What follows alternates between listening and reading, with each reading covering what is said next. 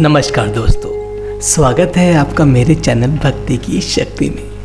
आज हम बात करेंगे धर्म संसार में से और हमारे सनातन धर्म में से भगवान विष्णु का वाहन गरुड़ के बारे में आज बात करेंगे।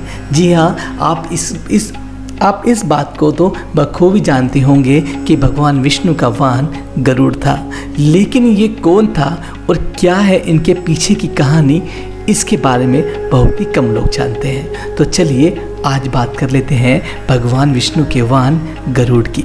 तो नाम लेकर शुरू करते हैं आज की कहानी। तो मेरे साथ आप भी नाम लीजिए।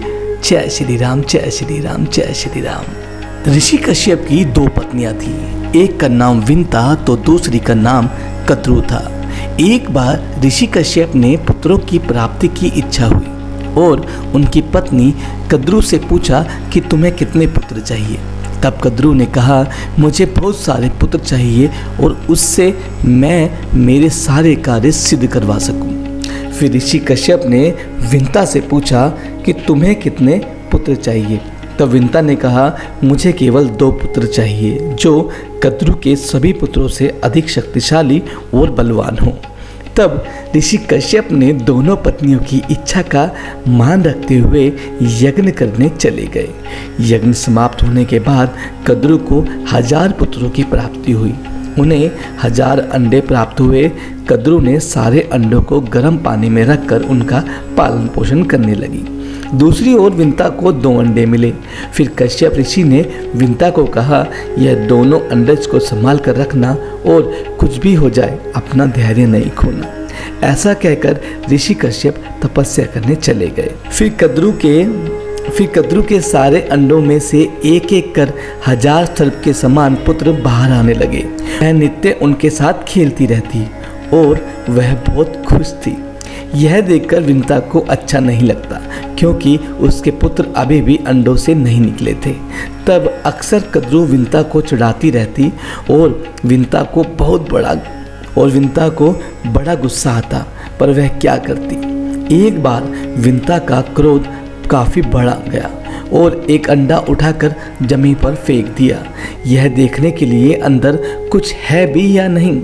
तब अंडे में उन्हें उनका पुत्र, जो बाद में अरुण नाम पड़ा, वह उत्पन्न हुआ और अरुण ने कहा, पिताजी के कहने पर आपने धैर्य नहीं रखा और मेरा पूरी तरह पोषण नहीं होने दिया। मैं आपको श्राप देता हूँ कि आप जीवन भर सेविका बनकर रहेंगी। फिर विंता को अपने दूसरे पुत्र के श्राप के कारण कद्रू की सेविका बनना पड़ा। फिर दूसरे अंडे में से गरुड़ देव का जन्म हुआ। उनका स्वरूप मुख और चोंच चील पक्षी के समान था। वह बहुत ही शक्तिशाली होने के साथ साथ वह अपने रूप को किसी भी स्वरूप में बदलने की शक्ति रखते थे। गरुड़ देव इंद्रदेव से भी अधिक शक्तिशाली और बलवान थे।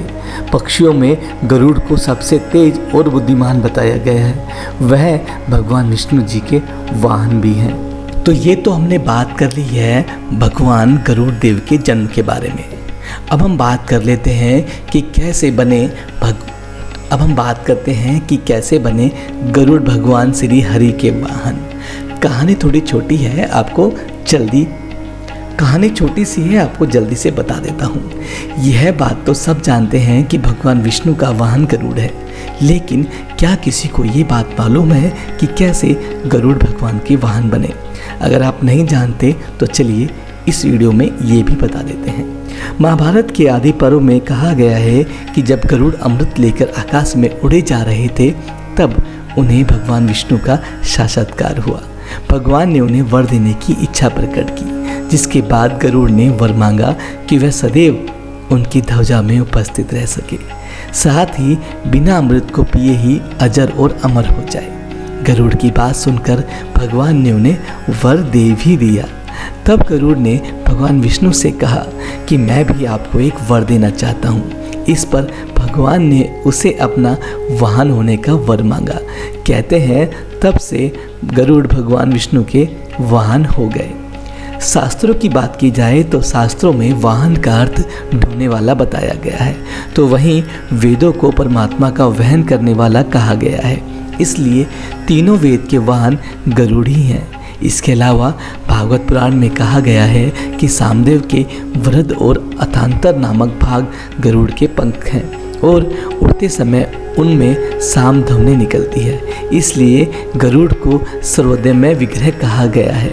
साथ ही गरुड़ को वाहन कहने का अभिप्राय यह भी मान लिया जाता है कि भगवान विष्णु का विमान गरुड़ के आकार का था।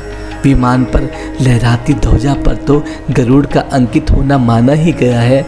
वैसे भी यदि तर्कशील व्यक्ति विमान की कल्पना को भी ना माने तो भी आध्यात्मिक दृष्टि से विष्णु और गरुड़ का तालमेल से नकारा नहीं जा सकता, क्योंकि पुराणों में उन्हें नित्य, मुक्त और अखंड कहा गया है और गरुड़ की स्तुति भगवान मानकर ही की गई है।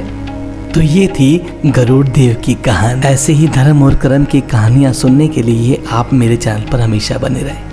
अगर आपने मेरा चैनल अभी तक सब्सक्राइब नहीं किया है तो कृपया चैनल को सब्सक्राइब जरूर करें।